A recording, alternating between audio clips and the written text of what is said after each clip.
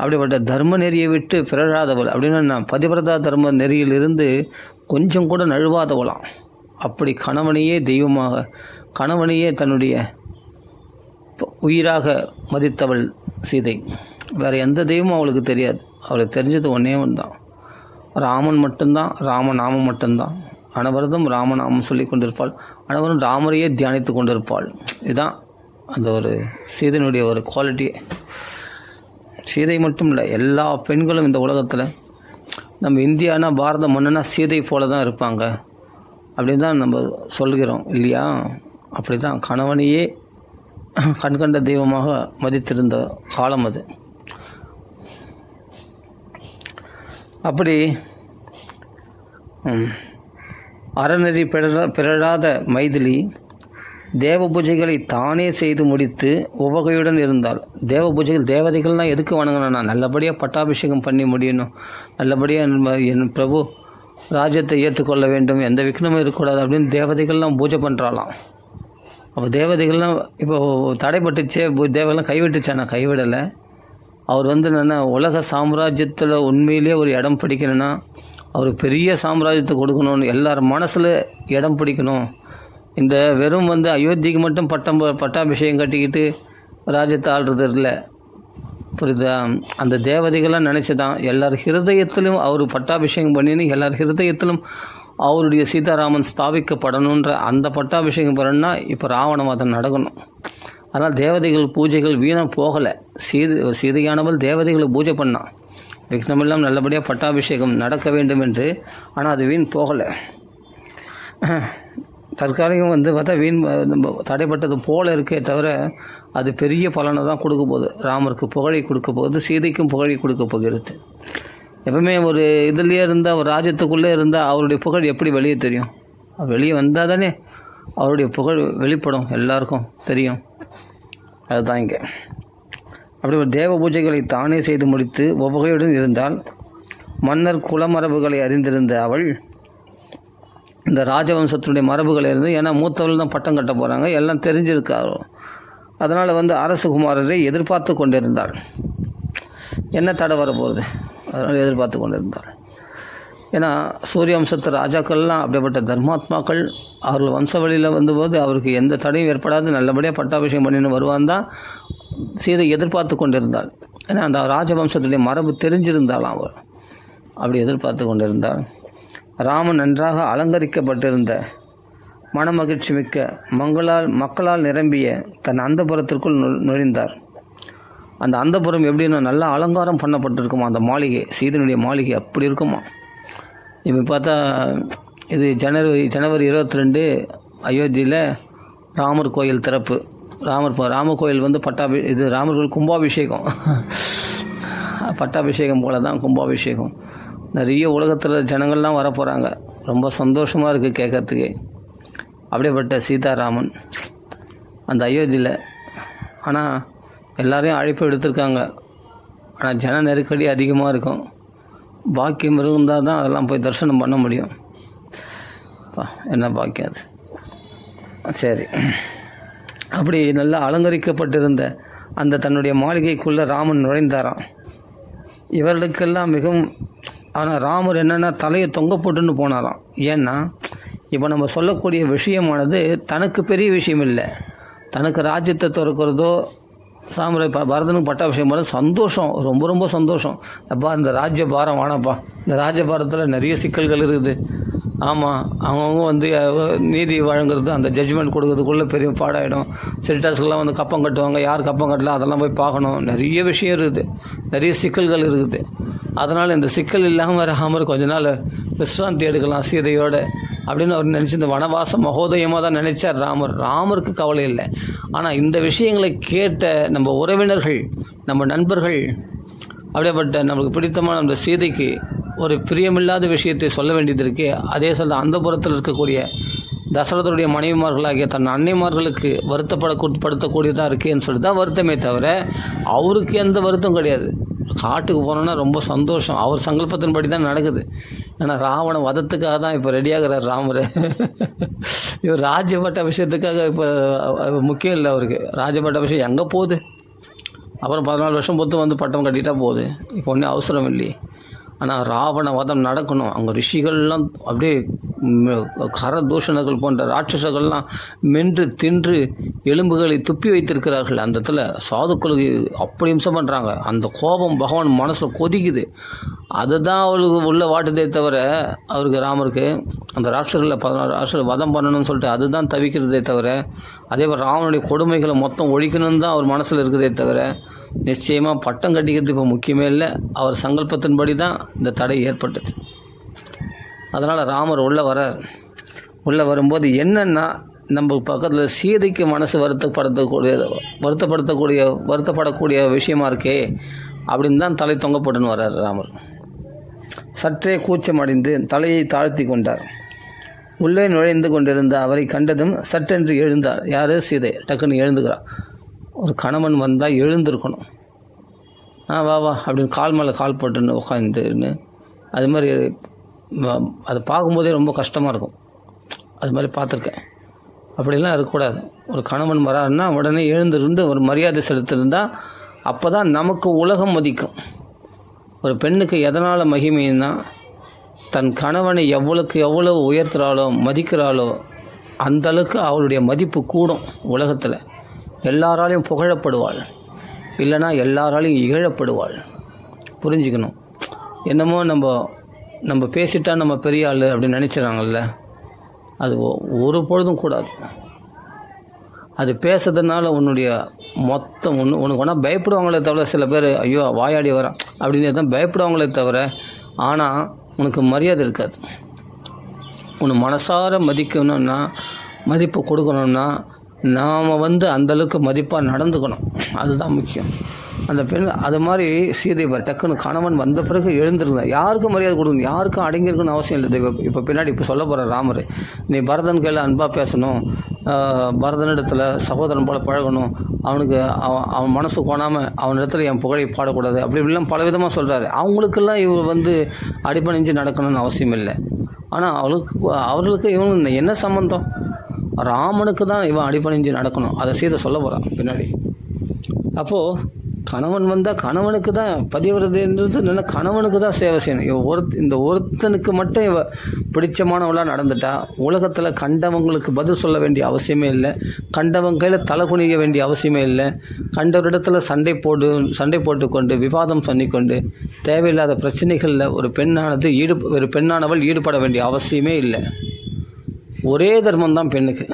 கணவனை அனுசரித்து வீட்டுக்கு அடங்கி இருந்தாலே போதுமானது. வெளி விவகாரங்களை தலைப்பட்டு கொண்டு பெரிய பிபி சுகர் ஏன் இது போல் டென்ஷன் ஆகுறாங்கன்னா, கணவனை மீறி செயல்படுறதால் தான்.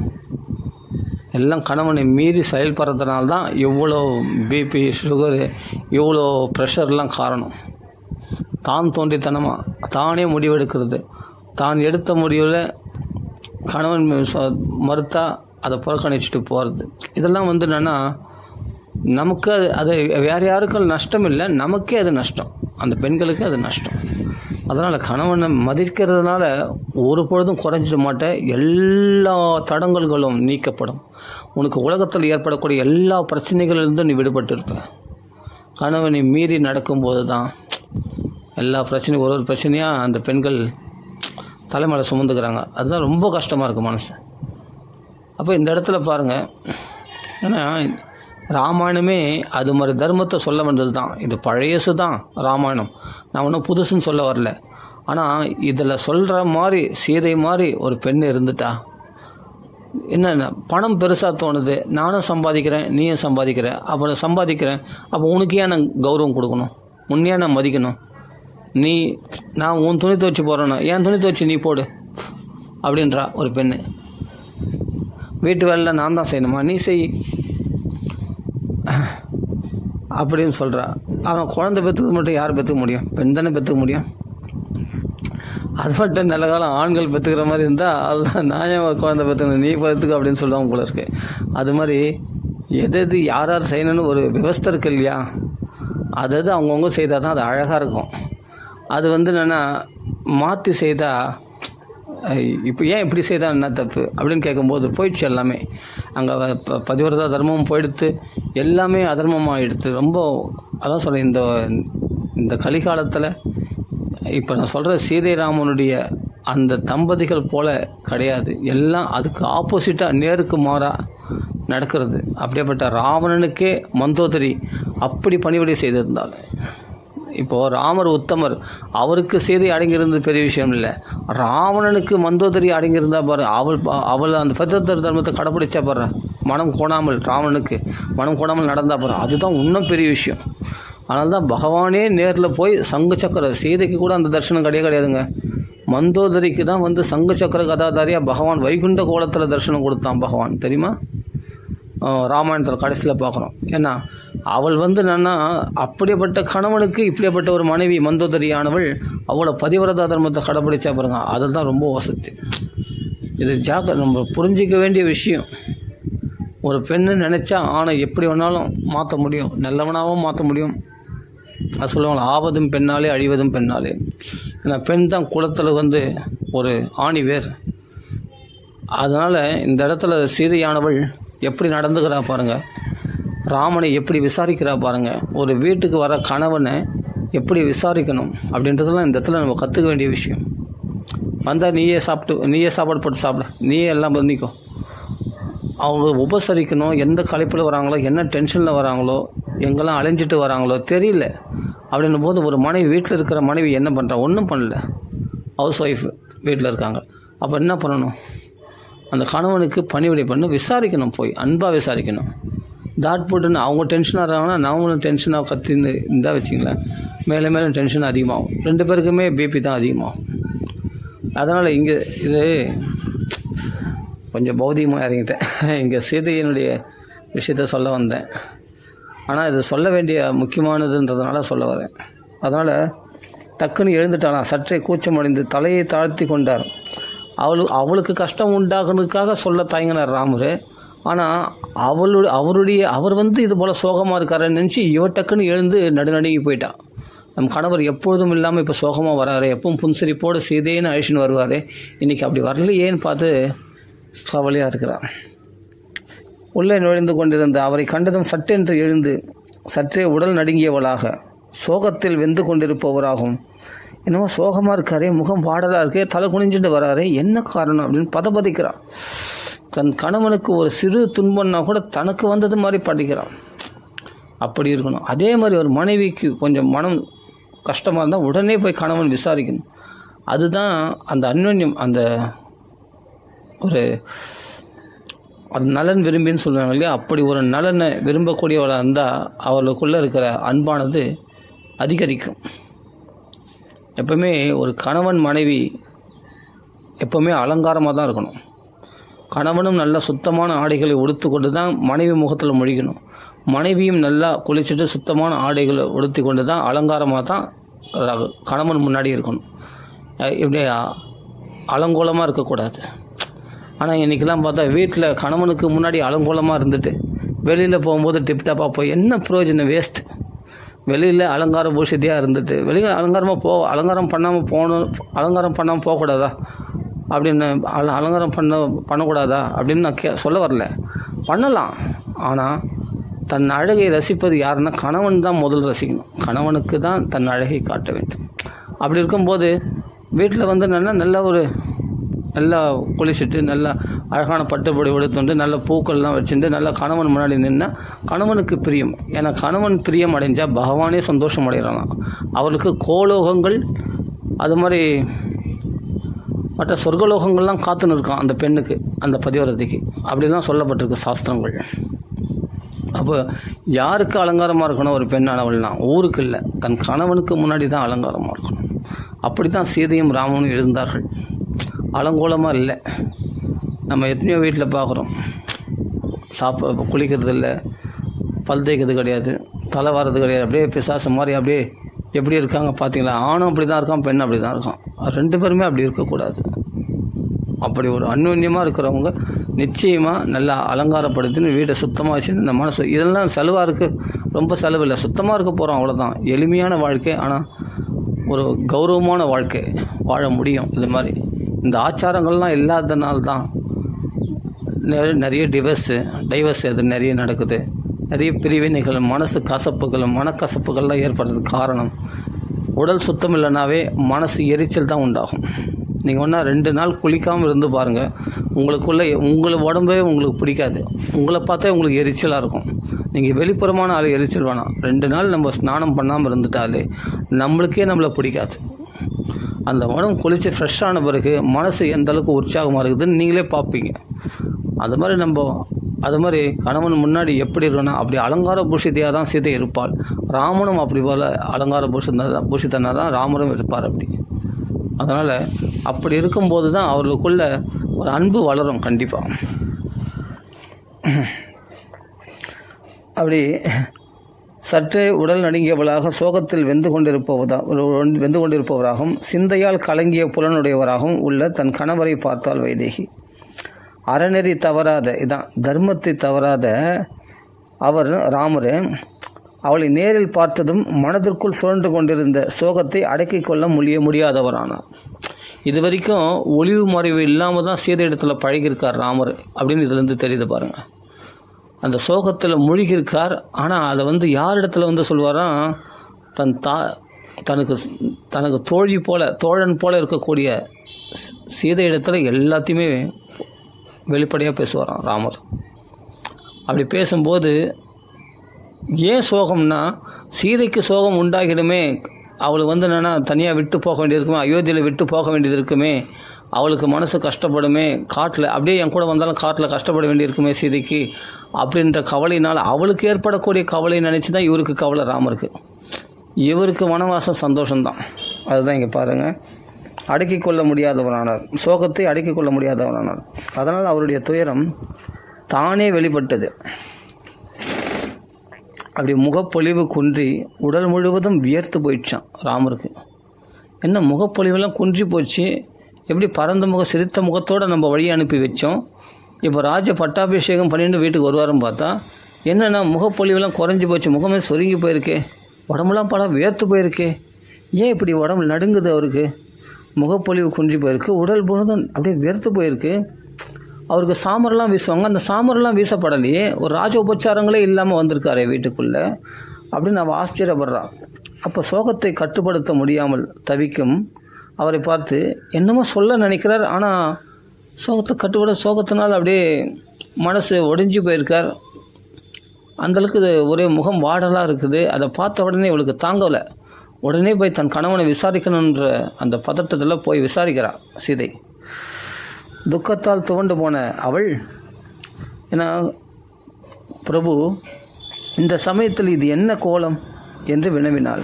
என்ன இது போல் சோகமாக இருக்கீங்க, என்ன கோலம் இது, இப்படி உடம்புலாம் வியர்த்து போயிருக்கு அப்படின்னு சொல்லி விசாரிக்கிறார் சீதை. ராகவா, இப்போது பிரகஸ்பதியை தேவதையாக உடைய பூச நட்சத்திரம் நடக்கிறது. எனவே மங்களகரமான முகூர்த்தம் என்று அறிஞர்களான வேத பண்டிதர்களெல்லாம் கூறுகின்றார்கள். தங்களுக்கு பட்டாபிஷேகம் ஆகியிருக்க வேண்டுமே, தாங்கள் ஏன் மனமுடைந்தவராக காணப்படுகிறீர்கள் அப்படின்னு சொல்கிறான். ஏன்னா பூச நட்சத்திரத்தில் தான் பட்டாபிஷேகம் ஏற்பாடுன்னு நேற்று சொன்னாங்க. சரி, வசிஷ்டர் சொன்னார், அதனால் விரத உபவாசங்கள்லாம் இருந்தார்கள் சீதையும் ராமனும். பட்டாபிஷேகம் ஆயிருக்கணுமே நேற்றுக்கு, நீங்கள் எவ்வளோ கவலைப்படுறீங்களே, என்ன காரணம் என்று விசாரிக்கிறார். விசாரித்தவுடனே அதுடன் பேரழகு படைத்த தங்கள் முகம் என்ன அழகாக சொல்கிறா பாருங்கள். அவளை குளிர்ச்சி படுத்துறதுக்காக ராமரை, நீங்கள் எப்படிப்பட்ட அழகு வாய்ந்த முகம் உங்களுடைய முகம், உங்கள் முகம் போய் வாடி போகலாமா, இப்படி சோகமாக இருக்கலாமா, ஏன் இப்படி கவலைப்படுறீங்க, எவ்வளோ அழகான முகம் உங்களுடைய முகம் அப்படின்னு அழகாக பேசுகிறா சீதை. அப்படி சொல்கிறார். பேரழகு படைத்த தங்கள் முகம் நீர்நுரை போல் வெண்மை. அதே சொல்கிறார். அப்படிப்பட்ட முகம் எப்படி இருக்கணும் தெரியுமா, அந்த நீரின் நுரை எப்படி வெண்மையாக இருக்கும், அது மாதிரி அந்த வெண்மையானதும் நூற்றுக்கணக்கான கம்பிகளால் கோர்த்தப்பட்டதுமான அந்த சின்னமான வெண்கொற்ற கொடையால் மறைக்கப்படவில்லை. உங்களுக்கு அழகாக ராஜோபச்சாரத்தோட கொடையை பிடிச்சிருந்து அல்லவா, மந்திரிகள்லாம் கொடை பிடிச்சிருந்து அல்லவா உங்களை வரவேற்க வேண்டும். அந்த கொடை உங்களுக்கு பிடிக்கப்படாமல் இருக்கிறதே, நீங்கள் வியர்த்து போய் கொடை கூட இல்லாமல் ராஜோபச்சாரம் இல்லாமல் வந்திருக்கிறீர்களே, என்ன காரணம் என்று கேட்கிறாள் சீதை. அகன்ற தாமரை போன்ற கண்களை உடைய தங்கள் திருமுகம். இது மாதிரி பேசுனா எப்படியாப்பட்ட சோகத்தில் இருக்கணும் ஒரு கணவனானவன் மனசு குளிர்ச்சி ஆகிடுவான் இல்லையா. அப்படி பேச தெரியணும். சீதை அப்படி பேச சொல்லிக் கொடுக்குறா பாருங்க.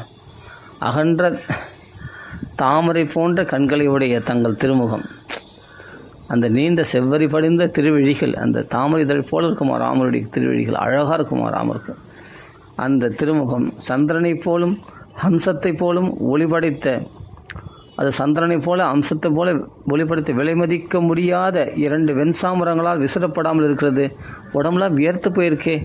2 நீ ராஜோபச்சாரம் பட்டாபிஷேகம் பண்ணின்னு வந்திருந்தா 2 வெண்சாமரம் உங்களுக்கு விசிறப்பட்டு உங்களுடைய வியர்வையெல்லாம் வற்றி போயிருக்கணுமே. அப்படி சாமரம் வீசப்படாமல் தனியாக நடந்து வந்தால் வியர்த்து தான் போகும்.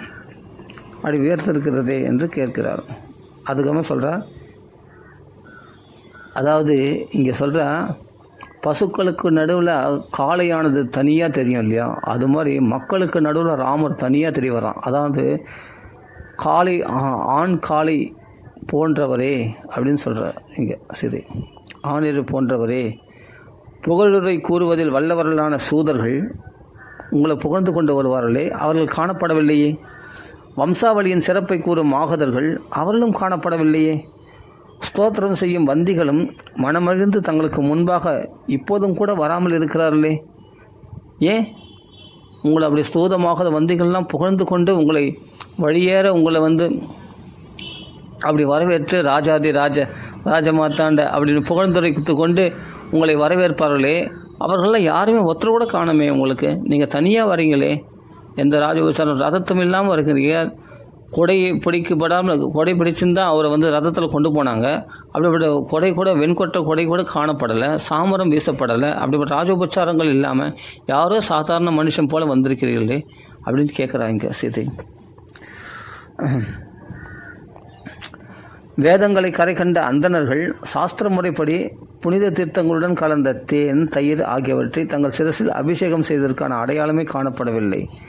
அப்போது வேத விற்பனர்கள் ஆகிய பிராமணர்கள்லாம் சேர்ந்து தான் ராமருக்கு பட்டாபிஷேகம் செய்வார்கள். அந்த பட்டாபிஷேகத்தில் ஜலத்தில் என்ன இருக்குன்னா, தேன், தயிர், வெண்ணெய் இவைகள்லாம் பூசப்பட்ட அந்த சுகந்தம், நல்லா நறுமண பொடிகள்லாம், நறுமண தைலங்கள்லாம் அதில் கலந்துருக்கும். அதில் அபிஷேகம் பண்ணப்பட்டு அந்த அபிஷேகத்து அலங்காரத்தோடு ராமர் பார்க்கறதுக்கு அழகாக இருப்பார். பார்க்கறதுக்கு நல்ல வாசனை கமழும். அப்படி தங்களுடைய சிரசில் பார்த்தா அதெல்லாம் ஒன்றுமே காணப்படவில்லையே. அந்த அபிஷேகம் பண்ணதுக்கான அடையாளமே காணப்படலையே அப்படின்னு சீதை சொல்கிறா. அமைச்சர்கள், யார் ராஜ்யத்தில் இருக்கிற அமைச்சர்கள், படைத்தலைவர்கள், நன்றாக அலங்காரம் செய்து கொண்டு விளங்கும் செல்வந்தர்கள் எல்லாமே அலங்கார பூஷிதர்கள் தான் இருப்பாங்க. யாரும் அசுத்தமாக இருக்க மாட்டாங்க. அந்த அமைச்சர்கள், படைத்தலைவர்கள் எல்லாமே சுத்தமாக இருப்பாங்க. அப்படி நல்ல சுத்தமான ஆடைகளை உடுத்து கொண்டு இருப்பார்கள். அழுக்காடைகளை உடுத்த மாட்டார்கள். அப்படி இருப்பாங்க எல்லாமே. இதுதான் ஆச்சாரம். இப்படி தான் இருக்கணும். நன்றாக அலங்காரம் செய்து கொண்டு விளங்கும், பாருங்கள், நல்லா அலங்காரம் செய்து கொண்டு விளங்கும் செல்வந்தர்கள்லாம் நாட்டுப்புற நகரப்புற மக்கள் தங்களை பின்தொடர்ந்து வரவில்லையே ஏன்? அந்த நாட்டுப்புற நகரப்புற மக்கள்லாம் கூட அப்படி ஒரு டீசெண்டாக இருப்பாங்க. ஏன் அவரெல்லாம் பின்தொடர்ந்து உங்களை புகழ்ந்து கொண்டு ராமர் பட்டாபிஷேகத்தோடு வராருன்னா அவரை புகழ்ந்து கொண்டு நம்ம ராமர் ராஜாவாயிட்டார், ஆஹா சக்கரவர்த்தி திருமுகன் அடிப்படை இளவரச பட்டாபிஷேகம் பெற்றுவிட்டார் அப்படின்னு சொல்லி எல்லாரும் சந்தோஷப்படுவாங்களே. அவரெல்லாம் யாருமே பின்தொடர வரவில்லையே. என்ன தான் நடந்தது அங்கே? நீங்கள் போன விஷயத்தில் கைகை அம்மா மாளிகைக்கு போனீங்க, என்ன தான் நடந்தது? ஏன் இப்படி கவலைப்பட்டு வரீங்க? யாருமே பின்தொடரப்படலை, ராஜோபச்சாரங்களும் இல்லை நீங்கள் தான் தடுத்து நிறுத்திட்டீங்களா? ராமர் தான் தடுத்து நிறுத்தினா இந்த ராஜோபச்சாரங்கள்லாம் வேணான்னு. என்னை புகழ்வது ஆகிய சூதமாகத்தில் தன்னை புகழ்றதுக்கு வந்தாங்க. ஒரு புகழில் அந்த புகழ்ச்சி வேணான்ட்டார். அவருக்கு என்னென்னா ரதம் கொண்டு வந்தாங்க, ரதம் வேணான்ட்டார். கொடை எடுத்து வந்தாங்க, கொடை வேணான்ட்டார். சாமரங்கள் வீச வந்தாங்க, அதெல்லாம் வேணான்னு சொல்லிட்டார். இனிமேல் நான் வனவாசத்துக்கு தகுதிவனாக, தபஸ்வி வேஷம் பூண்டவனாக, நான் தவக்கோலம் பூண்டவனாக நான் காட்டுக்கு போக வேண்டுமே தவிர இந்த உபச்சாரங்களாம் ராஜோபச்சாரங்கள்லாம் எனக்கு தேவையில்லாதது அப்படின்னு தான் ராமர் புறக்கணித்ததுனால தான் எல்லாம் பின்வாங்கி போயிட்டு, மக்கள்லாம் பின்வாங்கி போயிட்டாங்க. ஆனால் இப்போ இது சீதை கேட்குறா. சீதைக்கு எப்படி பதில் சொல்கிறது? அதான் சீதை கேட்குறா, ஏன் இந்த உபச்சாரங்கள்லாம் உங்களுக்கு பண்ணலை? ஏன்னா சீதைக்கு தெரியாது அங்கே என்ன நடந்ததுன்னு. கைகை மாளிகையில் என்ன நடந்தது தெரியாது. அதனால் இதெல்லாம் கேட்குறா, விசாரிக்கிறா. அது மட்டும் இல்லை,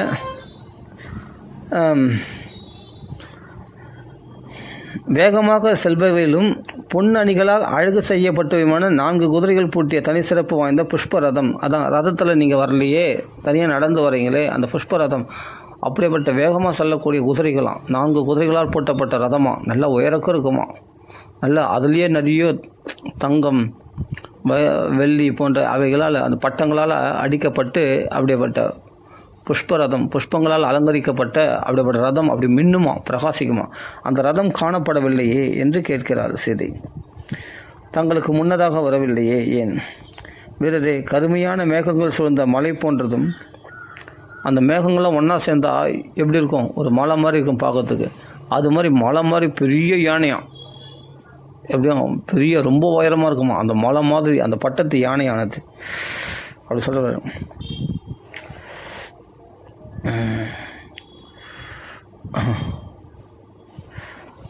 நல்ல லட்சணங்களை உடையதுமான அந்த பட்டத்து யானை தாங்கள் வெளியே புறப்படும் போது தங்களுக்கு முன்பாக வருவது மரபு. அந்த அந்த நல்ல அலங்கரிக்கப்பட்டிருக்கிற அந்த பட்டத்து யானை, அந்த யானை முன் வர்றது அது மணி அடிச்சுன்னு அப்படி வரும். அந்த யானை சாஞ்சாடி அப்படி வரும். அந்த யானை முன்னாடி உங்களுக்கு முன்னாடி வரலையே ஏன்? இதெல்லாம் இந்த உபச்சாரங்கள்லாம் நீங்கள் உங்களுக்கு பண்ணப்படலை என்று கேட்கிறாள் அவள். தாங்கள் வெளியே புறப்படும் தங்களுக்கு முன்பாக வருவது மரபு, இப்போது அது காணப்படவில்லையே என்று சீதை கேட்கிறாள். அப்போது இனிய தோற்றமுடையவரே அப்படின்ற, ரம்யமானவர் தான் ராமன் அர்த்தம். ராமன்னாவே ரம்யமானவர், அதனால் இனிய தோற்றமுடையவரே. என்ன புகழ்ந்து பேசலாம் பாருங்கள். கணவனை புகழ்றதுல என்னங்க கூச்சம் ஒரு மனைவிக்கு? அது கூச்சப்படக்கூடாது. அவர் கூச்சப்பட்டால் தலைமையில் ஏறி உட்காந்துப்பார் அப்படின்லாம் சில பேர் அப்படிலாம் கிடையாது. நம்ம புகழ வேண்டிய இடத்துல புகழாமல், ஆனால் புகழக்கூடாதவர்களே நம்ம புகழ்ந்துன்னு இருக்கிறோம். உண்மையிலேயே புகழ வேண்டியவன் கணவன் தான். அதே மாதிரி புகழ வேண்டியவளும் மனைவி தான். அது அந்தரங்கத்தில், வெளிப்புறமாக தன் மனைவியை புகழ்ந்து பேசக்கூடாது. அந்தரங்கத்தில் அவளிடத்துல அப்படி புகழ்ந்து பேசணும். அவளிடத்துல போய் ரொம்ப வல்கராக பேசக்கூடாது இல்லையா? அதனால் சீதையானவள் ராமரை புகழ்ந்து பேசுகிறா. இந்த இடத்துல சொல்கிறாரு, இங்கே எவ்வளோ தர்மங்கள் இருக்குது பாருங்கள். அதில் இனிய தோற்றமுடையவரே அப்படின்னு சொல்கிறார். தங்களோடு கூட தாங்கள் அமர்வதற்காக வீரர்கள் எடுத்து கொண்டு வரும் தங்க வேலைப்பாடுகள் செய்யப்பட்ட பத்ராசனம் என்னும் உயர்ந்த இருக்கையை நான் காணவில்லையே. அப்படி பத்ராசனம் சொல்லக்கூடிய அந்த சிம்மாசனம் உங்களுக்கு முன்றாக கொண்டு போடப்படும். நீங்கள் எங்கே உட்காருங்களோ அங்கே உட்காருது அந்த ஆசனம், அப்படியேப்பட்ட சிம்மாசனம், அந்த பத்ராசனம் காணப்படவில்லையே என்று கேட்கிறார். இதெல்லாம் ராஜாக்களுக்கு செய்யக்கூடிய உபச்சாரங்கள், இதெல்லாம் காணப்படலையா? தங்களுடைய பட்டாபிஷேகத்திற்கான முன்னேற்பாடுகள் முடிந்து எல்லாம் ஆயத்தமாக இருக்கும் இந்த வேளையில் தங்களுக்கு என்ன ஆயிற்று? ஏன் பட்டாபிஷேகம் நடக்கலையா? என்ன தான் ஆச்சு அப்படின்னு கேட்குறான். இதுவரை இவ்வாறு முகவாட்டத்துடன் தங்களை நான் பார்த்ததே கிடையாது. எப்பொழுதும் உங்கள் முகத்தில் ஒரு சிரிப்பு இருக்கும், ஒரு ஆனந்தம் இருக்கும், ஒரு தெம்பு இருக்கும். அப்படி அசகாயசர் ஆஜானு பாகம் அப்படி எப்படி நடப்பீங்க நீங்கள்? ஒரு சிம்மம் நடக்கிற மாதிரி நடப்பீங்க, ஒரு புலி நடக்கிற மாதிரி, ஒரு காளை மாதிரி அப்படி ஆஜானு பாகம் கம்பீரமாக இருக்கக்கூடிய புருஷர் நீங்கள். ஆனால் இன்றைக்கி பார்த்தா அதுக்கு நேருக்கு மாறாக அப்படியே கூனி குறுகி வந்திருக்கிறீர்களே. இப்படி நான் பார்க்க எனக்கால சகிக்க முடியல, எனக்கு இப்படி பார்க்க முடியல என்னால் உங்களை அப்படின்னு சீதை சொல்கிறாள். கணவனை சந்தோஷமாக பார்க்கணும் தான் ஒரு மனைவி ஆசைப்படுவாள். அவள் முகம் வாடி போச்சுன்னா இவ துடிச்சு போயிடுவாள். அவளை சந்தோஷப்படுத்தி பார்க்க தான் துக்கப்பட்டிருந்து கூட தன் துக்கத்தை அடக்கி கொண்டாது வெளியில் சிரிச்சுக்கிட்டு அந்த கணவனுக்கு அப்படி சந்தோஷப்படுத்தணும்னு நினைப்பாள் ஒரு மனைவி. அதே மாதிரி ஒரு கணவனும் அதுதான் இப்போ ராமரன் நினைக்கிறார். தனக்குள்ள சந்தோஷம்தான் வனவாசம் போகிறது, ஆனால் இவள் துக்கப்படுவாளே நினச்சி தான் இவர் வருத்தப்படுறாரு. சீதையை நினச்சி ராமர் வருத்தப்படுறார். இப்போ ராமர் வாக்கால் சொல்ல போகிறார். எதனால் வருத்தப்படுறாருன்னா, சீதையை பிரிஞ்சு இருக்க முடியலைன்றது மட்டும் இல்லை, சீதை எப்படி என்னை பிரிந்து காலத்தை கழிக்கப் போகிறாள் என்பதற்காகவும் நாட்டில் இருந்தால் அப்படியே என் கூட வந்தால் காட்டில் கஷ்டப்படுவாளே என்ற 2 இப்போது நாட்டில் விட்டு போனாலும் சீதை ராமரை பிரிஞ்சு என் பிரிவினால் தவித்து வாடிடுவான். அதே சமயத்தில் காட்டுக்கு அழைச்சிட்டு போனாலும் அங்கே கல் முள்ளில் மிருகங்கள் நடுவில் அந்த காட்டில் எப்படி வாசம் பண்ண போகிறான். அரண்ய வாசம் ரொம்ப கொடுமையானது, பின்னாடி சொல்ல போகிறார், துக்கமாடுவேன். அது 2த்தையும் நினச்சி தான் ராமர் சீதைக்கு இந்த நிலைமையா அப்படின்னு அவளை நினச்சி தான் வருத்தப்படுறாரே தவிர தான் காட்டுக்கு போகிறத நினச்சி வருத்தமே படலை. இப்படி தான் அந்த தம்பதிகள் இருக்கிறாங்க பாருங்க. இப்படி புலம்பிக் கொண்டிருந்த அவளை நோக்கி ரகுநந்தரன் பார்த்து சொல்கிறார், அம்மா நீ இவ்வளோ கேள்விகள் கேட்கிறாயே, உனக்கு நான் சுருக்கமாகவே விஷயத்தை சொல்லிடுறேம்மா அப்படின்னு சொல்லி ராமர் சொல்ல ஆரம்பிக்கிறார். இழுத்தடிக்காமல் விஷயத்தை சொல்கிறார். சீதா, நம் எல்லோரின் வணக்கத்திற்குரிய தந்தையார், நல்லா புரிஞ்சிக்கணும். தசரத சக்கரவர்த்தி எனக்கு மட்டும் தந்தையார் இல்லை, உனக்கும் தந்தையார் போல தான். நீ தந்தையை பிரிஞ்சு வந்துட்டேன்னா எந்த நம்பிக்கையில் உங்கள் அப்பா ஜனக மகாராஜா கல்யாணம் பண்ணி கொடுத்தாருனா, நான் தந்தையால் என்னன்னா தசரத சக்கரவர்த்தி 4 பிள்ளைகளோடு 5வது பெண்ணு பிறந்துச்சு அப்படின்னு நினச்சிட்டு சீதையை அப்படி போஷிப்பாருன்ற நம்பிக்கையினால் தான் தசரதர் நம்பி தான் அவன் பொண்ணை கல்யாணம் பண்ணி கொடுத்தார் ஜனக மகாராஜா. அதனால் நான் மட்டும் வணங்கத்தக்கவர் கிடையாது தந்தையார் தசரத சக்கரவர்த்தி, நீயும் வணங்கத்தக்கவர் தான் இல்லையா? ஏன்னா கணவன் யாரே மதிக்கிறாரோ கணவனுக்கு தந்தைனா இவளுக்கும் தந்தை போல தான் இல்லையா? அதனால தான் மாமனாரும் வழிபடத்தக்கவர் தானே ஒரு மருமகளுக்கு. அதனால் நம்ம எல்லாரும் வணங்கத்தக்கவர் தசரத சக்கரவர்த்தி. அப்படியேப்பட்ட தசரத சக்கரவர்த்தி வணக்கத்திற்கு உரிய தந்தையார். இன்று என்னை வனத்திற்கு அனுப்புகிறார். அவர் செய்தால் தப்பாக செய்ய மாட்டார், கரெக்டாக தான் செய்வார். இன்னி எனக்கு வனத்துக்கு அனுப்புகிறார். விஷயத்தை சொல்கிறேன் அப்படின்னு சொல்லிட்டு முழுசாக சொல்கிறார். உயர்ந்த குலத்தில் தோன்றியவளே, நீ உடனே எங்கள் அப்பாவை தப்பாக நினைச்சிடக்கூடாது. நீ ஏன்னா சில உயர்ந்த குலத்தில் தோன்றியவள், என்னமோ விஷயம் இருக்கும் அப்படின்னு ஆலோசனை பண்ணி பேசுவோம். பத்தியா உங்கள் அப்பா பற்றியா துரத்திட்டாரு, சின்ன பிள்ளை மேலே தான் பாசம் அதிகம், பெரிய பிள்ளைனா பிடிக்கல உங்கள் அப்பாவுக்கு அப்படின்னு உடனே பேச ஆரம்பிச்சிட்டாங்கள்ல சில பெண்கள். அப்படிலாம் பேசலை. ஏன்னா அவள் உயர்ந்த குலத்தில் தோன்றியவள். என்னமோ நடந்திருக்கு, விஷயத்தை ஆலோசனை பண்ணாமல் விஷயத்தை தெரிஞ்சிக்காமல் நம்ம பேசக்கூடாது. அதனால் தன் கணவர் என்ன சொல்கிறாருன்னு பார்க்கணும்னு சொல்லி பொறுமையாக கேட்குறா, விசாரிக்கிறான். அப்போது ராமர் சொல்கிறார், நம்ம எல்லாருக்கும் வணக்கத்திற்குரிய தந்தையார், அதே சமயத்தில் சொல்கிறார் அவர் எனக்கு காட்டுக்கு அனுப்பிச்சிருக்கிறாரு அப்படின்னு கேட்டவுடனே ஒன்றுமே பேசலை. அடுத்த விஷயம் என்ன சொல்ல போகிறாருன்னு தான் எதிர்பார்த்துன்னு இருக்கா சீதை. அப்போது என்னை வனத்திற்கு அனுப்பியிருக்கிறார். உயர்ந்த குலத்தில் தோன்றியவளே, அறத்தின் நுட்பங்களை அறிந்தவளே, அதனால் தர்மத்தினுடைய சூட்சுமத்தை தெரிஞ்சவளாம் சீதை. அதனால் அவளுக்கு என்னென்னா ஏதோ நடந்திருக்கும். தசரதர் அப்படி பண்ணுவாரா? ராமரிடத்தில் பிரியம் உள்ளவராச்சு, காட்டுக்கு போன்னு துரத்தி அடிப்பாரா? ஏதோ விஷயம் நடந்திருக்கு, சரி பொறுமையாக கேட்போம் அப்படின்ட்டு சீதை கேட்கிறாள். அதனால தான் சீதை அந்த இடத்துல புகழ்ந்து சொல்கிறார், நீ அறத்தின் தர்மத்தின் நுட்பம் அறிந்தவள், அதனால் எங்கள் அப்பாவை நீ தப்பாக நினச்சிக்க மாட்டேன் அப்படின்றதால் ராமர் அங்கே அழகாக பேசுகிறாருங்க. அறவழியில் நடப்பவளே, இது எத்தனை வார்த்தை போடுறாரு பாருங்கள். உயர்ந்த குலத்தில் தோன்றியவள், அதனால் ஒரு தரக்குறைவாக பேச மாட்டேன், தலைக்குறைவாக மற்ற கணவனையோ மாமனாரையோ தரக்குறைவாக பேச மாட்டேன் நிச்சயமாக. ஏன்னா உயர்ந்த குலத்தில் தோன்றியவள் நீ, அதே சமயம் தர்மத்தினுடைய நுட்பங்களை அறிந்தவள் நீ, அதே சமயத்தில் தர்மத்தின்படி நடக்கக்கூடியவள் நீ, அதே சமயம் ஜனக மகாராஜாவினுடைய பெண்ணாகிய ஜானகி. அப்படி இருக்கும்போது நீ தரமானவள், ஒரு பொழுதும் யாரையும் குறை சொல்லாதவள் அப்படியேப்பட்ட சீதை அப்படின்னு அவளை புகழ்ந்து இந்த இடத்துல விஷயத்தை இப்போ தான் முழுசாக சொல்ல போகிறார்.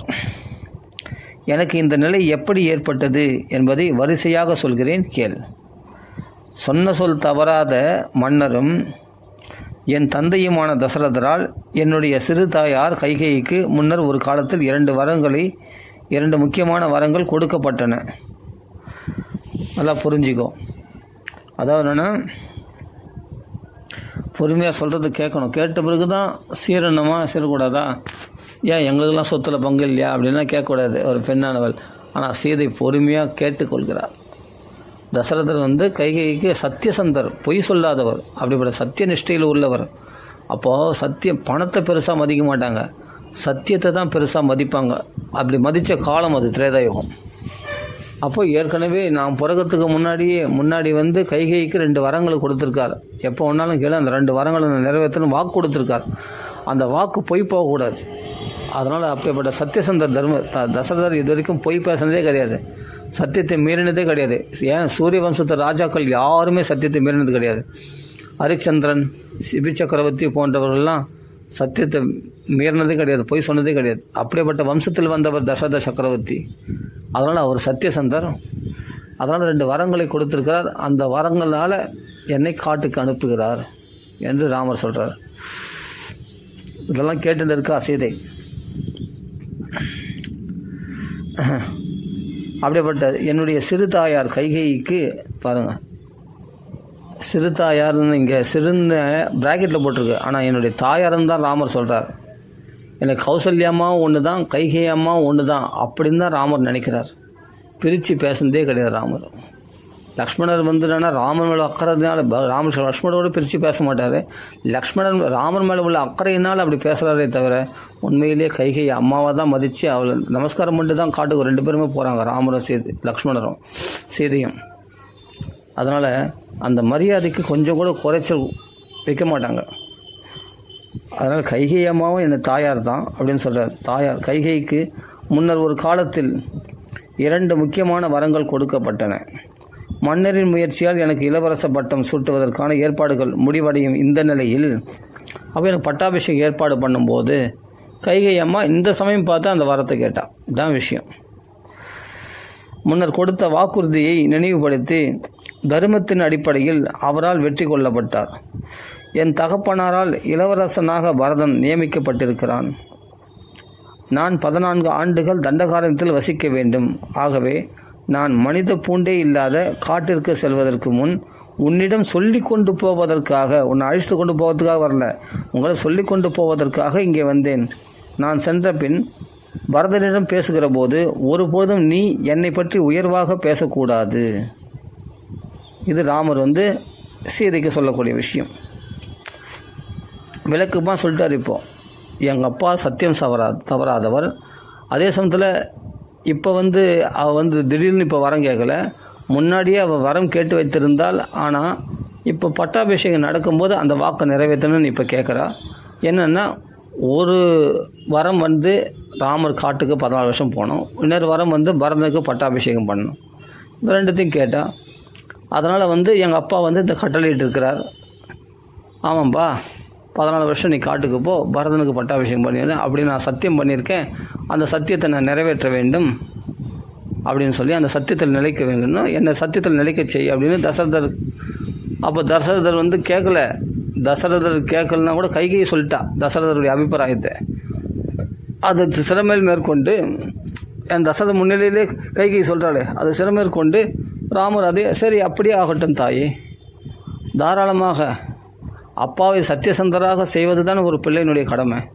அதனால் தாராளமாக நான் சத்தியத்தில் நிலைக்கும்படி செய்கிறேன். நான் வனத்துக்கு போகிறேன், பரதனுக்கு பட்டம் கட்டுங்க அப்படின்னு நான் சொல்லிட்டு வந்திருக்கேன் அப்படின்னு சீதை இடத்துல இங்கே சொல்கிறார்.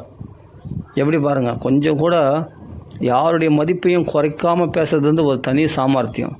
தசரதரை இங்கே தப்பாக சொல்லலை. கைகை அம்மாவும் என்ன, அவளும் என் தாய் தான்.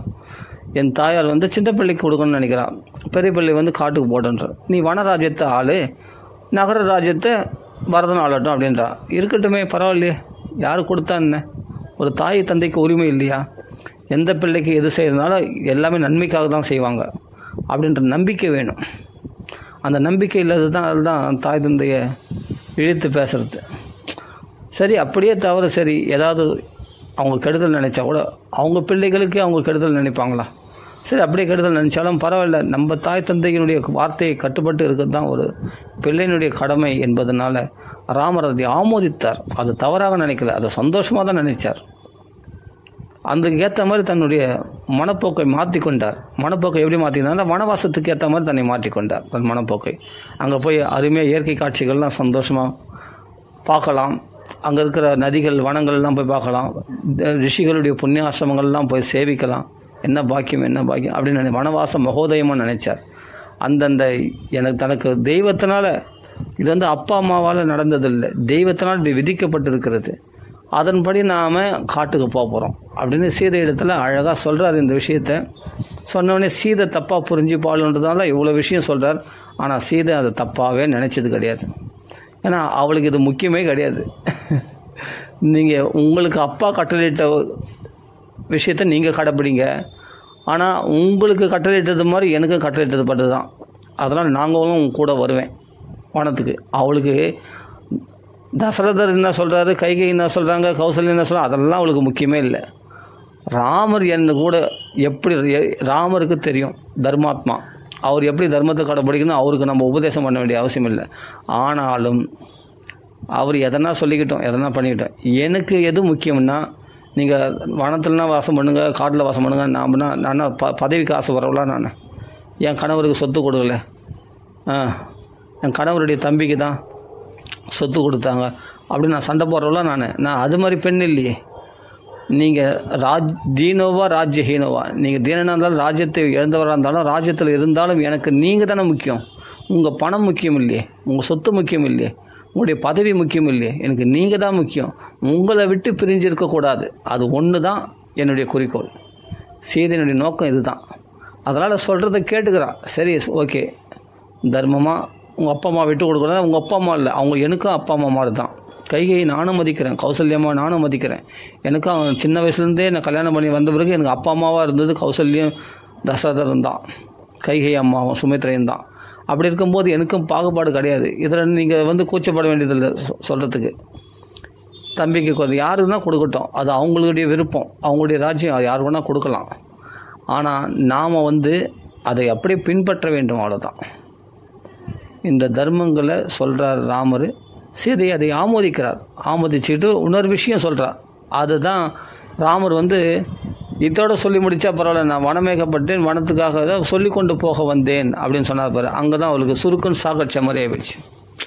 அதனால் சொல்லி கொண்டு போக வந்தேன், என்னை அழிச்சுன்னு உன்னை அழைத்து கொண்டு போக வந்தேன் அப்படின்னு சொன்னான் என்ன ஆகிடும்? ராமர் அப்படி சொல்லலை. அழைத்து கொண்டு போக வந்தேன்னு சொன்னால் சந்தோஷப்பட்டிருப்பா. ஆனால் இவளுக்கு காட்டுக்கு போகிறத பற்றி கவலை இல்லை. தசரதர் காட்டுக்கு துரத்திட்டாரு, கைகை காட்டு துரத்திட்டாரு, 2 வரம் வாங்கலாம், 2 வரங்களை இப்போ நிர்பந்தம் பற்றி கேட்குறாளே, அதை பற்றிலாம் கவலை இல்லை. ராமர் மேலே தான் இப்போ கோபம் இவளுக்கு. கைகை மேலே தசரத் மேலே கோபம் இல்லை சீதைக்கு. ஒரே ஒரு கோவம்னா, இந்த சொல்லி கொண்டு போக வந்தேன், ஏன் அழைத்து கொண்டு போக வந்தேன்னு சொல்லக்கூடாதா? அதுதான் கோபம். அப்புறம் இன்னொரு வார்த்தை அதுக்கு மேலே வார்த்தைகளை போடுறார் ராமர். என்ன சொல்கிறாருன்னா, பரதங்களை பவ்யமாக நடந்துக்கணுமா, பரதன் முன்னாடி என்னை பற்றி புகழ்ந்து பேசக்கூடாது, ஜாக்கிரதையாக நடந்துக்கணும். இங்கே அயோத்தியில் வாசம் பண்ணு, இங்கே இரு, நான் காட்டுக்கு போயிட்டு வரேன், நீ என்ன பண்ணுற, பரதனுங்கிறது இப்படி அமைதியாக நடக்கணும். எங்கள் அண்ணா அதான் என் கணவருக்கு கிடைக்கக்கூடிய பதவி தான் உனக்கு கிடைச்சிருக்கு அப்படின்னு ஒரு வார்த்தை சொல்லிடாத. பரதன் இடத்துல அன்பாக பேசணும், சகோதரன் போல், உன்னுடைய சகோதரன் போல் அன்பாக பாவிக்கணும். அப்படி உன் சகோதரங்களை எப்படி உரிமையாக பழகி அப்படி பழகணுமே தவிர, தயவுசெய்து அவன் வேற ஆள், பரதன் வேற ஆள், என் கணவனுக்கு உடைய சொத்தை பிடிங்கிட்டான் அப்படின்னு தப்பாக நினச்சி பேசக்கூடாது. அதை ராமர் இங்கே பக்குவமாக சொல்கிறார். பரதனுக்கு முன்னாடி என்னை புகழக்கூடாது அப்படின்னு சொல்கிறார். ஆமாம், ராமன் என்ன தான் அந்த ராமர் ஆண்டு இருந்தால் நல்லா இருந்திருக்கும், நீ என்ன ஆள்ற அப்படின்னு ராமரை புகழக்கூடாது. ராமருடைய ஆட்சி தான் உனக்கு தியாகம் பண்ணிட்டு போயிருக்காரு, அதுதான் நீ ஆட்சி ஆள்ற அப்படின்னு பரதனை குத்தி காட்டக்கூடாது. இதெல்லாம் சொல்கிறார் ராமர், ஜாக்கிரதையாக சொல்கிறார். என்னவோ அயோத்தியிலே செய்து இருக்கிற மாதிரி. எனக்கு ஏன் இதெல்லாம் உபதேசம் பண்ணுறீங்க, எனக்கு இதெல்லாம் முக்கியமே இல்லை அப்படின்னு சொல்கிறாருங்க.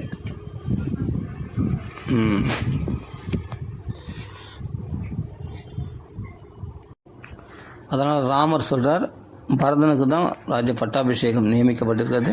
ஆனால் பரதனிடத்தில் நீ தன்மையாக நடந்து கொள்ள வேண்டும் என்று உபதேசிக்கிறார்.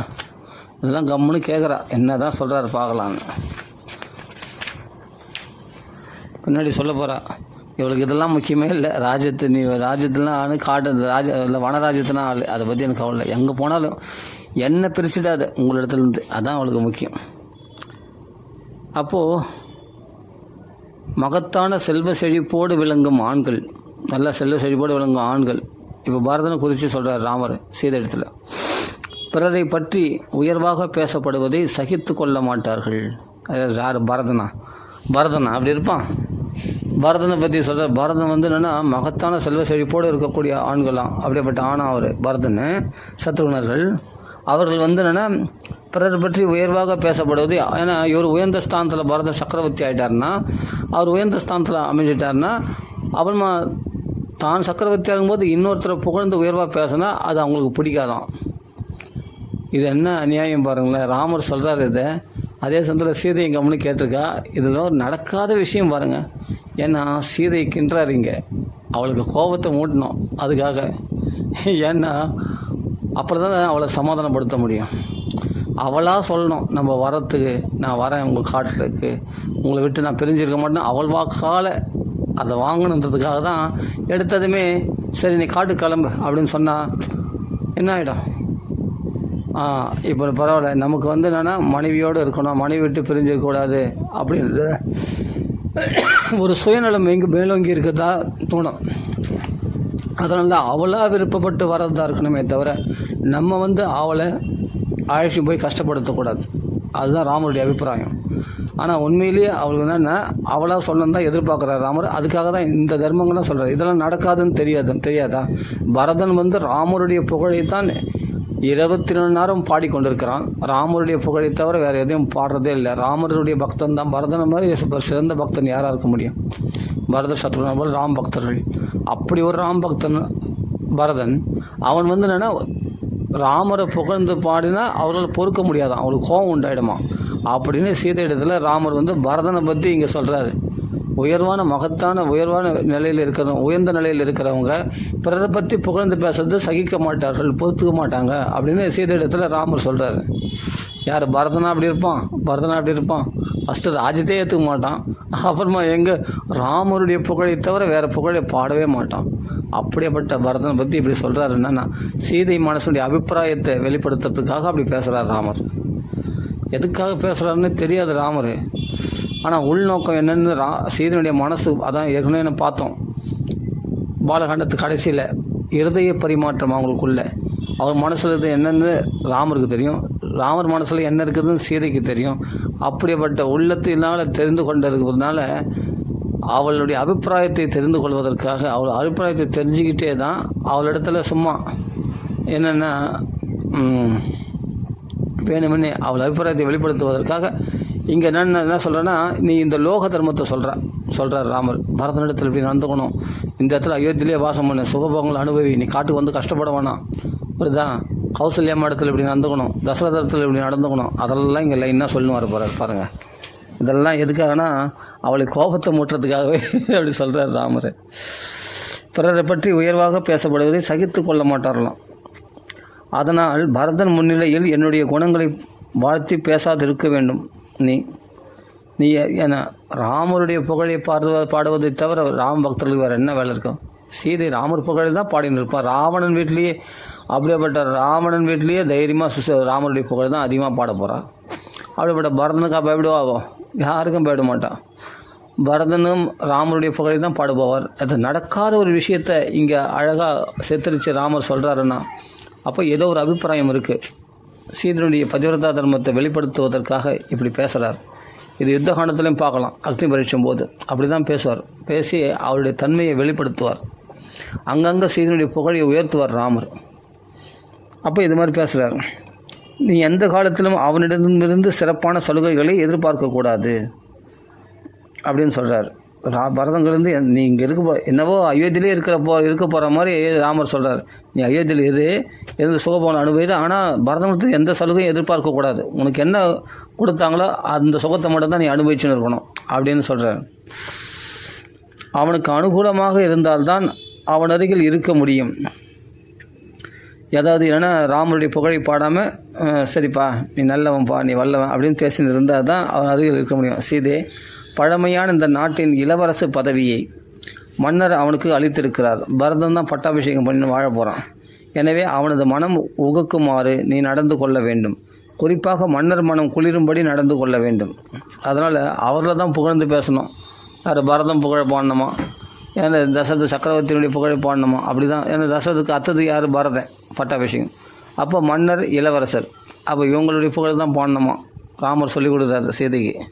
எல்லாத்தையும் கேட்டுக்கிறா. அதுக்கப்புறமா நல்லா திட்ட போகிற பாருங்கள். இதெல்லாம் நல்லா கேட்டுக்கிறேன். தந்தையின் வாக்குறுதியை நிறைவேற்றுவதற்காக நான் இப்போதே காட்டிற்கு போகப் போகிறேன். நல்மனம் கொண்டவளே, நல்ல மனசு உடையவளாம் சீதை. அது மட்டும் கரெக்டாக சொல்கிறார். தந்தையின் வாக்குறுதியை ஏன்னா அப்பாவை சத்தியசந்திரா நிலைக்க செய்வதற்காக நான் காட்டுக்கு போகிறேன் அப்படின்றார். தைரியமாக இரு, நான் இல்லைன்னு கவலைப்படாத. கல்யாணி, முனிவர்கள்லாம் வாசம் பண்ணக்கூடிய காட்டிற்கு நான் சென்ற பின் நீ விரதங்களை ஒரு கணவன் அதாவது கணவன் தன் பக்கத்தில் இல்லாத போது ஸ்திரீகள்லாம் பல உபவாசங்கள் பல விரதங்கள்லாம் அனுஷ்டானம் பண்ணுவாங்க. அந்நிய புருஷனை ஏறெடுத்து பார்க்க மாட்டாங்க, தனிமையில் வாசம் பண்ணுவாங்க. கணவனையே தியானித்து கொண்டு அந்த கணவனுக்காக தேவதைகளை பிரார்த்தித்து கொண்டு பூஜை செய்வார்கள். அவர்களுக்கு என்ன அது வந்து என்னென்னா சாப்பாடுகள்லாம் குறைச்சிடுவாங்க. அப்படி உபவாசம் மேற்கொள்வார்கள். அளவோடு சாப்பிடுவாங்க. நல்லா ஒரு விருந்து உபச்சாரமாக சாப்பிட மாட்டாங்க. அப்படிலாம் சில விரதானுஷ்டானங்கள்லாம் இருக்குது, அந்த கட்டுப்பாடு இதெல்லாம் அப்படி இருப்பாங்களாம். அதெல்லாம் நீ கடைப்பிடிச்சுன்னு இந்த 14 வருஷம் நீ இருக்கணும் அப்படின்னு ஒரு பதிவிரதைக்குரிய தர்மத்தை இங்கே சொல்கிறார். விரத உபவாசங்களால் முழு மனத்தையும் செலுத்தி இங்கே இருப்பாய். இது 14 வருஷம் எனக்கு எதிர்பார்த்துன்னு நீங்கள் இரு அப்படின்றார். காலையில் எழுந்தவுடன் பரம்பரை வழக்கப்படி தேவ பூஜைகள் செய்துவிட்டு என்னுடைய தந்தையும் மன்னருமான தசரதரை வணங்க வேண்டும். அவர் எனக்கு தந்தை, என்னுடைய தந்தைன்றதுனாலே உனக்கு மாமனார். அது மட்டும் இல்லை, நம்ம எல்லாருக்கும் ராஜா அவர். அதனால் அவரை போய் வணங்கணும். சோகத்தால் மனம் புண்பட்டிருக்கும் என்னுடைய வயோதிக தாயார் கௌசல்யி என்னை பிரிஞ்சு ரொம்ப கவலைப்பட்டுருப்பாள். அதனால் அவளுக்கு போய் நீ ஆறுதல் சொல்கிற மாதிரி அவளையும் போய் நீ சேவிக்கணும், அவளையும் அடிக்கடி போய் விசாரிச்சிக்கணும் அப்படின்னு சீதையிடத்தில் ராமர் சொல்கிறார். தர்மத்தை முன்னிறுத்தி நடக்கும் உன்னால் கௌரவிக்கத்தக்கவர் 2 பேருமே. எனக்கு தாய் தந்தைன்னா உனக்கும் தாய் தந்தை போல தான். உன்னுடைய மாமனார் மாமியாரை போய் நீ சேவிக்கணும், அவர்களை கௌரவிக்கணும் அப்படின்னு சொல்லி சொல்கிறார். ஏன்னா தர்மம் தான் முக்கியம் அப்படின்றார் ராமர். மீதியுள்ள என்னுடைய அன்னைமார்கள் எல்லோரையும் நீ நமஸ்கரிக்க வேண்டும். எனக்கு தாய்மார்களுக்குள்ள பேதம் கிடையாது. பெற்ற தாய் மற்ற தாயை நான் பார்த்ததே கிடையாது. அதனால் எல்லா தாய்மார்களும், இன்னும் நிறைய மனைவிகள்லாம் இருக்காங்க தசரதருக்கு, அவரெல்லாம் போய் நீ சேவிக்கணும் அப்படின்னு சொல்கிறேன். கைகை அம்மா காடு தோற்றணும் அப்படின்னு தப்பாக நினைக்கக்கூடாது. அவளும் என் தாய் தான், அவளையும் போய் நமஸ்கரிக்கணும். அவளுக்கு கொடுக்க வேண்டிய மரியாதை கௌரவத்தை கொஞ்சம் கூட நீ குறைக்கக்கூடாது. அப்படி தர்மத்தை முன்னிறுத்தி நடக்கும் முன்னால் கௌரவிக்கத்தக்கவர்கள் அவங்களாம் அப்படின்னு சொல்கிறார். ஏனென்றால் என்னுடைய தாயார்கள் எல்லோரும் எனக்கு ஒட்டுறவு, எல்லோரும் எனக்கு பிரியமானவங்க தான், என் மேல் பாசம் உள்ளவர்கள் தான். அதனால் அவர்களை நமஸ்கரிக்கணும். தொண்டுகளை ஏற்றுக்கொள்ளுதல், தமது தேவைகளை தயக்கமில்லாமல் கேட்டு பெறுதல், என்னோட பிரியமாக இருக்கிறதுல எல்லா தாய்மார்களும் என்னை பார்த்தா ரொம்ப பிரியம். என்னை மடியில் வச்சு கொஞ்சம் கொலாவிட்டு தான் என்னை அனுப்புவாங்க. அப்படிப்பட்ட எல்லா தாய்மார்களுக்கும் எனக்கு ரொம்ப பிரியமானவள். ஆரம்பத்திலே கைகை தான் வளர்த்தாலாம் ராமரை. அப்படி எல்லா தாய்மார்களுக்கும் எனக்கு பிரியம். அது ஒன்று. அது மட்டும் இல்லாமல் நான் அவர்களுக்கெல்லாம் போய் பணிவிடை பண்ணுவேன். என் தாய்மார்களுக்கெல்லாம் அந்த பணிவிடைகளை சந்தோஷமாக ஏற்றுப்பாங்களாம். ராமர் பணிவிடை பண்ணுவார். அந்த தாய்மார்கள்லாம் எல்லாரையும் தன் தாயாக நினச்சி அவர்களுக்கு பணிவிடை பண்ணுவாராம். அவருடைய தேவைகள்லாம் தயக்கம் இல்லாமல் ராமரிடத்தில் கேட்டுவாங்களாம். உடனே ராமர் செய்து கொடுப்பாராம் தன்னுடைய தாய்மார்களுக்கெல்லாம். அப்படி பெறுதல். இன்னும் 3 வகையிலும் சமமானவர்களே. இதில் கௌசல்யா வேற இல்லை, கைகை வேற இல்லை, எல்லாருமே எல்லா தாய்மார்களும் எனக்கு சமமானவர்கள் தான். அவர்களுக்கு நான் அப்படி தொண்டு செய்வேன். அதனால் அவர்களிடத்தில் அவ்வளோ பிரியம் வச்சுருக்கேன். அதனால் எனக்கு பிரியமாக நடந்துக்கணும்னு நினச்சின்னா கண்டிப்பாக நீ அவர்களை போய் சேவிக்கணும் அப்படின்னு சீதையிடத்தில் உபதேசம் பண்ணுறார் ராமர். பரத சத்ருகுணர்கள் என் உயிரிலும் மேம்பட்டவர்கள். எப்படி சொல்கிறார் பாருங்கள். ராஜ்யத்தை பரதன் ஆளட்டும், ஆனால் அவன் என் உயிருக்கு மேலானவன். என் உயிரையே கேட்டாலும் பரதனுக்கு கொடுத்துருவேன், சத்ருகுணனுக்கு கொடுத்துருவேன். அப்படி இருக்கும்போது இந்த ராஜ்யத்தை கொடுக்க மாட்டேன்னா தாராளமாக அது தசரதருடைய முன்னிலையில் கைகை அம்மா பரம் கேட்டபோது அந்த இடத்துல சொல்கிறார், பரதனுக்காக எதை கேட்டாலும் கொடுப்போம், உயிரையே கேட்டாலும் கொடுப்பேன் அப்படின்றார். இந்த இடத்துலையும் அது சொல்கிறார், எனக்கு உயிருக்கு மேம்பட்டவர்கள் பரத சத்ருகுணர்கள். அதனால் அவர்களை அவமதித்தா என்னால் தாங்க முடியாது. அவர்களுக்கு எந்த அளவு நீ கௌரவிக்கிறியோ அந்த அளவுக்கு எனக்கு ரொம்ப பிரியம் அப்படின்னு சொல்கிறாருங்க. அதனால் அவ்விருவரும் அதிக பாசத்துடன் சகோதரர் புதல்வர் போல பார்க்கத்தக்கவர்கள். சகோதரன் போல பரதனையும் புதல்வன் போல சத்ருகுணனையும் நீ பார்க்க வேண்டியது. அப்படி அவர்களிடத்தில் நீ அப்படி பாசம் காட்டணும், அப்படி அன்பாக நடந்துக்கணும். ஏன்னா எனக்கு உயிருக்கும் மேலானவர்கள் அப்படின்னு தர்மாத்மாவாகிய ராமச்சந்திரமூர்த்தி அழகாக பேசுகிறார். இப்படிலாம் யாரையுமே விட்டு கொடுக்கல பாருங்கள். தன் ராஜ்யத்தை பரதம் பிடுங்கி போகிறான்னா பரதனுக்கும் அப்படி புகழ்ந்து பேசுகிறாரு. பரதன் என் உயிருக்கும் மேலானவன்றாரு. கைகை அம்மா ரொம்ப எனக்கு அவளை போய் நமஸ்கரிக்கணும். நான் நமஸ்கரித்தது போதாது இல்லாமல் என் மனைவியாகி நீயே நமஸ்கரிக்க வேண்டும் அப்படின்லாம் சொல்கிறாருன்னா எல்லாரையும் உயர்த்தி தான் பேசுகிறாரே தவிர யாரையும் தாழ்த்தி பேசலை. அவருடைய தேவைகள் தான் நான் எப்படி பூர்த்தி பண்ணணும்னோ அதுபோல் நீயும் பூர்த்தி பண்ணணும். அதே சமயத்தில் அவர்கள் வந்து சுதந்திரமாக என்கள் எதுவும் கேட்டுப்பாங்க, அது மாதிரி உங்களுக்கு கேட்டுக்கிற மாதிரி நடந்துக்கணும் அப்படின்லாம் ராமர் சொல்கிறார். இந்த 3 வகை. அதே சமயம் நல்ல உறவோடு ஒட்டு உறவோடு நான் பழகும் அவங்களோட இடத்துல, அது மாதிரி நீயும் பழகணும் அப்படின்னு சீதைக்கு இந்த தர்மங்கள்லாம் ராமர் சொல்கிறார். தன் அன்னைமார்களிடத்தில் எப்படி நடந்துக்கணுன்றதெல்லாம் விளக்கமாக சொல்கிறார். அப்படி நான் அப்படியெல்லாம் நடந்துப்பேன், அப்போ நான் போன பிறகு நீ அது மாதிரி நடந்துக்கணும், என்னை பிரிஞ்ச துக்கம் அவங்களுக்கு தெரியக்கூடாது அப்படின்னு சொல்கிறார். ராமர் போனால் இல்லை, சீதை அந்த ராமனுடைய நிலையிலிருந்து சீதை எங்களுக்கு எல்லா சௌகரியங்களையும் எல்லா பணிவிடைகளையும் செய்கிறாளே, ராமர் செய்யக்கூடிய பணிவிடைகள் எல்லாம் இவ செய்கிறாளே அப்படின்னு சந்தோஷப்படணும் என்னுடைய அன்னைமார்கள் எல்லாம். அது மாதிரி நடந்துக்கணும்னு ராமர் அழகாக சொல்கிறார் இங்கே. ஆனால் தான் கஷ்டப்படுறதை பற்றி ஒரு வார்த்தை கூட பேசலை. ஆனால் சீதை கஷ்டப்படக்கூடாது, தன் அன்னைமார்கள் கஷ்டப்படக்கூடாது, இந்த நகரத்து மக்கள் யாரும் கஷ்டப்படக்கூடாது, தான் கஷ்டப்பட்டால் பரவாயில்ல. அதான் ராமருடைய குணம் இந்த இடத்துல வெளிப்படுத்த பாருங்க. குணாபிராமன்றது அதுதான். அதனால் அந்த இருவரும் அதிக பாசத்துடன் சகோதரர், அதே சமயம் பரத சத்ருக்னர்கள் வந்து எனக்கு உயிருக்கும் மேலானவர்கள், அவர்களும் உயர்த்துறாரு பாருங்கள். அந்த குணங்கள் பாரு எப்படி இருக்குது பாருங்கள். அவர்களை கொஞ்சம் அவமதிச்சிட்டா கூட என்னையே நீ அவமதித்த மாதிரி. அதனால் தயவுசெய்து அவர்களை நீ சகோதரன் போல் பிள்ளையை போல் நீ பாதுகாக்கணும். நான் எப்படி அவர்களை அப்படி பார்த்துன்னு வந்தனோ அடுத்த ஸ்டெப்பில் அந்த நிலையில் நீ இருந்து அவர்களை அப்படி பாதுகாக்க அவரிடத்தில் அப்படி அன்பு செலுத்த வேண்டும். அப்படி சகோதரர்களாக அவரிடத்தில் பாசத்தை காட்ட வேண்டும் என்று ராமர் சீதைக்கு போதிக்கிறாருங்க. பரதனுக்கு பிரியமில்லாத காரியத்தை ஒருபோதும் செய்யக்கூடாது. பத்தியா எத்தனை தடவை சொல்கிறாரு பாருங்கள். பரதனுக்கு பிரியம் இல்லாமல் செய்யக்கூடாது, பரதனுக்கு முன்னாடி என்ன புகழ்ந்து பேசக்கூடாது, பரதன் தான் புகழ்ந்து பேசணும், இதெல்லாம் சொல்கிறார் ராமர் சீதைக்கு. அப்படி தன் பக்தரில் பகவான் கைவிடவே மாட்டார். எல்லாரும் கௌசல்யே தன் பக்தை தானே, தசரதர் தன்னுடைய பக்தர் தானே, பரத சத்ருன்னு தன் பக்தர்கள், அன்னைமார்கள் எல்லாமே அந்த அயோத்தியவாசிகள் எல்லாருமே தன்னுடைய பக்தர்கள் தானே. அதனால் பக்தர்களில் பகவான் உயர்த்தி தான் பேசுவானே தவிர பகவான் பக்தர்களை என்றைக்கும் ஒருத்தரையும் குறைச்சி பேச மாட்டார் ராமர். எல்லாரையும் உயிருக்கு மேலானவர்கள் அப்படி இப்படின்னு நல்லா உயர்த்தி தான் பேசுவார் ராமர்.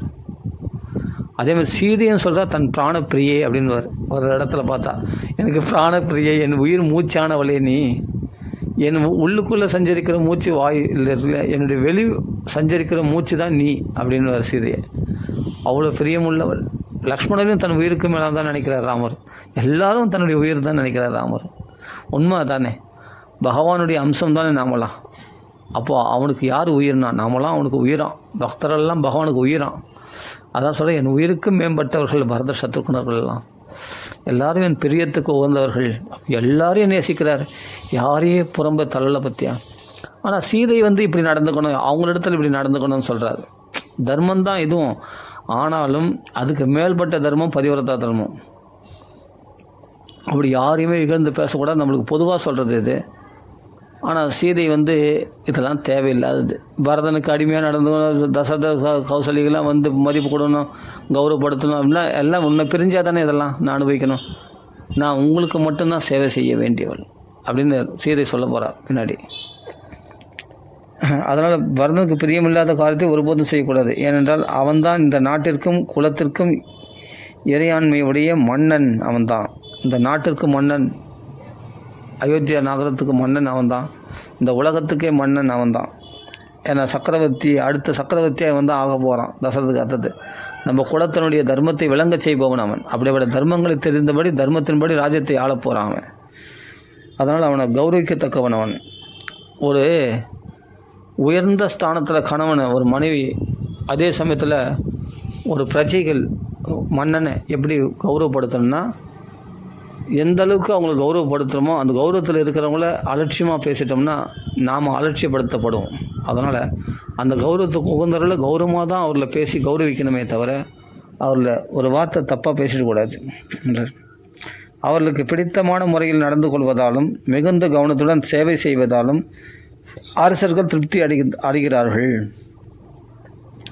நேர்மாறாக நடந்து கொண்டால் கோபம் கொள்கிறார்கள். அரசர்கள்லாம் எப்படி அவர்களுக்கு அனுகூலமாக அவர்கள் புகழ்ந்து பேசினா அவர்கள் நம்ம திருப்தி அடைகிறாங்க. நமக்கு தேவைகளை, ஒரு ராஜா வந்து பிரஜைகளுக்கு தேவைகளை பூர்த்தி பண்ணுவார்.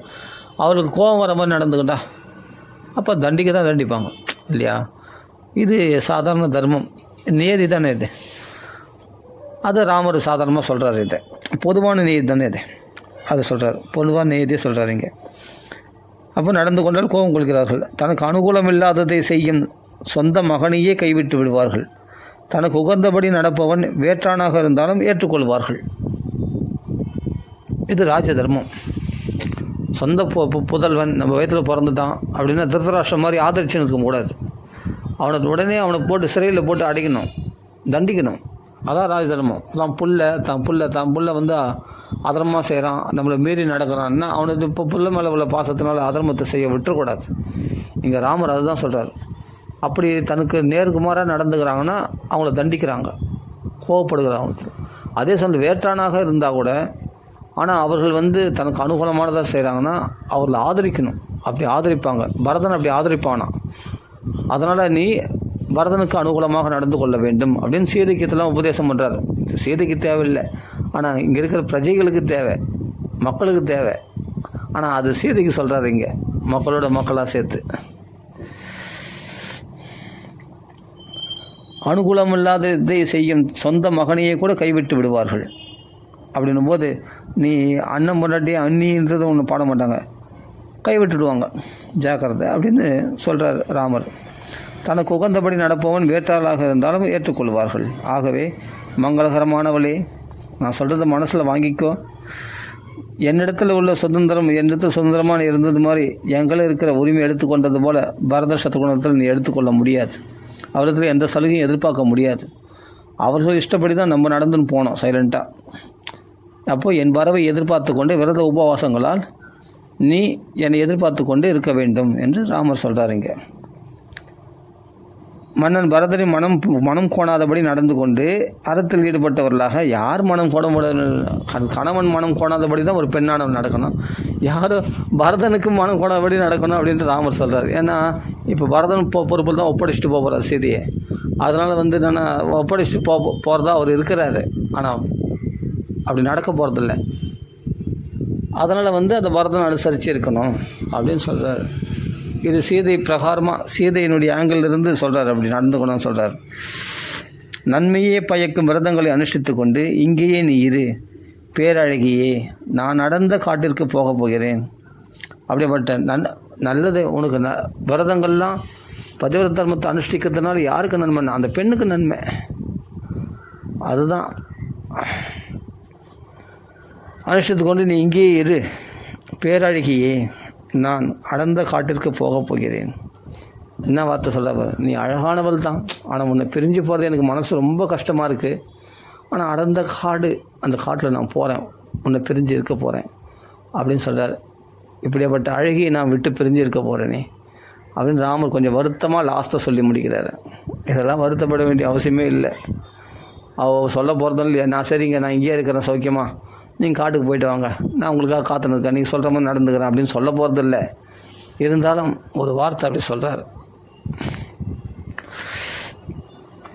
காட்டுக்கு போகிறேன், நீ இங்கே தான் வசிக்க வேண்டும். உன் நடவடிக்கைகளால் யாருக்கும் எவ்வித கஷ்டமும் ஏற்படாமல் இருக்கும் வகையில் என் ஆணையை ஏற்று நடந்து கொள். ஏன்னா ஒரு மனைவி வந்து சொல்ல வேண்டிய தர்மத்தை எல்லாம் சொல்லிடுறார் ராமர்.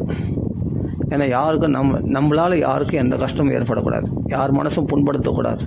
அப்படின்னா நீ நடந்துக்கணும், ஜாக்கிரதையாக பார்த்துக்கோ அப்படின்னு ஒரு மனைவிக்கு ஒரு கணவன் சொல்லுவான் இல்லையா, பார்த்து இங்கே வந்து இவங்கவுங்க இப்படி இவங்கவுங்க இப்படி அப்படின்னா. ஆனால் இவங்களாம் எனக்கு உயிருக்கு மேலானவர்கள், இவங்க இப்படின்னா யாரையும் குறை சொல்லலை, எல்லாம் உயிருக்கு மேலே உயர்ந்தவர்கள் தான். ஆனால் நம்ம எப்படி நடந்துக்கிறோமோ அதுக்கேற்ற மாதிரி நடந்துப்பாங்க. நம்ம அவங்களை இழந்து பேசினா அவங்களுக்கு கோவப்படுவாங்க கண்டிப்பாக. அது இயற்கை அல்லவா, என்ன தான் நல்லவங்களாக இருந்தாலும். அதனால் நம்ம அவங்களெலாம் பக்குவமாக நடந்துக்குவோம். அவர்கிட்ட இப்படி பேசாத, இப்படி நடந்துக்கணும் ஒரு மனைவிக்கு கணவன் சொல்லக்கூடிய முறையில் இங்கே விஷயங்கள்லாம் சொல்கிறார். நான் கிளம்புறேன், அடர்ந்த காட்டுக்கு நான் கிளம்புறேன், அதனால் உங்களை சொல்லி கொண்டு போகிறது தான் வந்தேன், நான் கிளம்புறேன் அப்படின்னு உத்தரவு வாங்கிறது தயாராக இருக்கார் ராமர். இப்போ சீதை இதெல்லாம் கேட்டுன்னு கம்முன்னு வேடிக்கை பார்த்துன்னு அப்படியே கண்ணில் கண்ணீர் வந்துடுச்சு அவளுக்கு. அவன் மாதிரி சொல்ல, அப்போ நம்மளை விட்டு போகிறார் கணவர், நம்மளை அழிச்சும் போகிறதில்ல போல இருக்கே அப்படின்னு அவளுக்கு அந்த பிரிவு தாங்க முடியாமல் மனசு அப்படியே வெம்பி போயிட்டாகும். எதனால் நான் ராஜ்யம் போனதை பற்றி கவலை இல்லை அவளுக்கு, ராமர் என்னை விட்டு பிரிஞ்சு போக போகிறேன்னு சொன்ன உடனே அவளால் தாங்க முடியாம முகம் வாடி போயிடுது. வாடி போய் உடனே அவள் சிரிச்சிட்டா.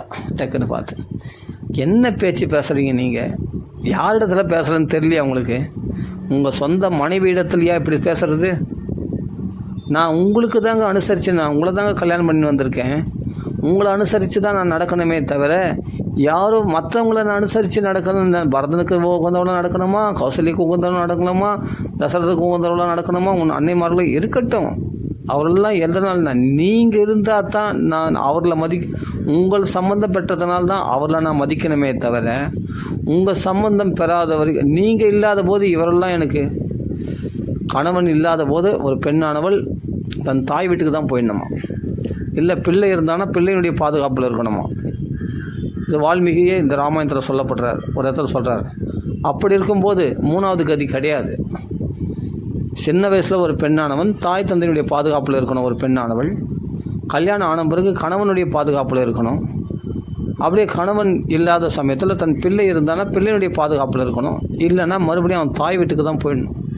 அப்படி இருக்கும்போது நீங்கள் இல்லாத போது இந்த அயோத்தியில் நான் இருந்து என்ன பண்ண போகிறேன்? நான் இவர்களுக்கு யாருக்கு நான் சேவிக்கணும், யாருக்கு செயல்படணும்? அதனால் உங்களை விட்டு ஒரு க்ஷணம் கூட பிரிஞ்சு இருக்க மாட்டேன். நான் உங்களை அனுசரித்து தான் நான் வாழ்ந்து கொண்டு இருக்கணும். அதனால் தயவுசெய்து என்னை அழைத்து கொண்டு போங்கள் என்று சீதை இப்போ வற்புறுத்த போகிறாள். நாம் அதை மேலே உள்ள விஷயங்களை அடுத்த பகுதியில் பார்க்கலாம். சீதை என்ன சொல்கிறாருன்னு அருமையாக சொல்ல போகிறா. இப்போ நான் சுருக்கமாக சொல்லிட்டேன். இப்போ ஒரு அத்தியாயம் நம்ம ஃபுல்லாக ஒரு சர்க்கம் ஃபுல்லாக படிச்சிட்டோம். அடுத்த அத்தியாயத்தினுடைய சுருக்கம் நான் இப்போ சொல்லியிருக்கேன். சீதை என்ன சொல்ல போகிறான்னு, அதை சீதை என்ன சொல்ல போகிறான்னு விளக்கமாக நம்ம பார்க்கலாம் அடுத்த பகுதியில். ராம ராம ராம ராம ராம ராம ராம ராம ராம ராம ராம ராம